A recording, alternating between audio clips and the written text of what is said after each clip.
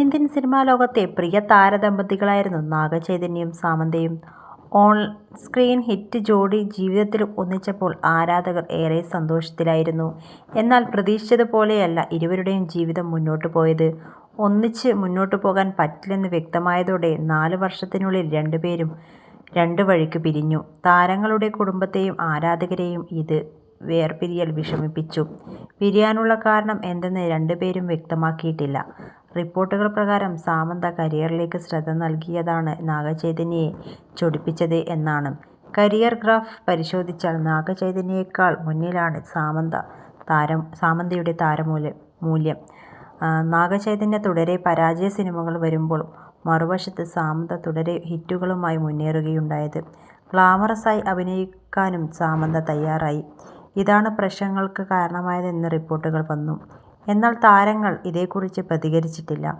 വിവാഹമോചനത്തിന് ശേഷവും നാഗചൈതന്യ നടി ശോഭിത ധുലിപാലുമായി അടുത്തു. മറുവശത്ത് സാമന്തയ്ക്ക് വലിയ പ്രതിസന്ധികൾ അഭിമുഖീകരിക്കേണ്ടി വന്നു.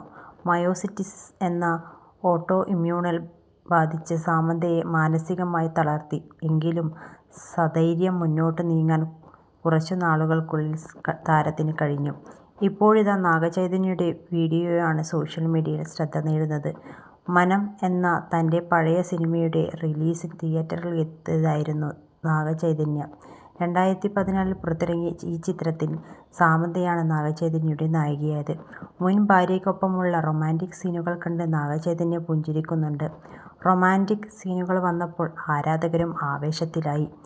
ആർപ്പുവിളികളും ഡാൻസുമായി ആരാധകർ നിയന്ത്രണം വിട്ട് ആഘോഷിച്ചു.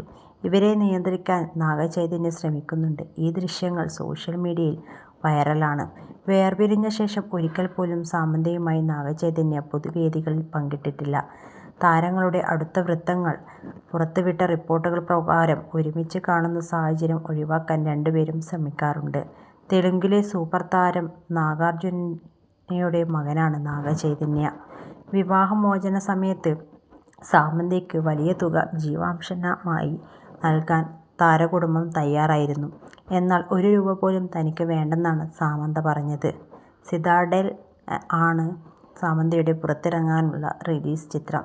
മറുവശത്ത് തൻ്റേൽ എന്ന തെലുങ്ക് ചിത്രമാണ് നാഗചൈതന്യയുടേതായി പുറത്തിറങ്ങാനുള്ളത്.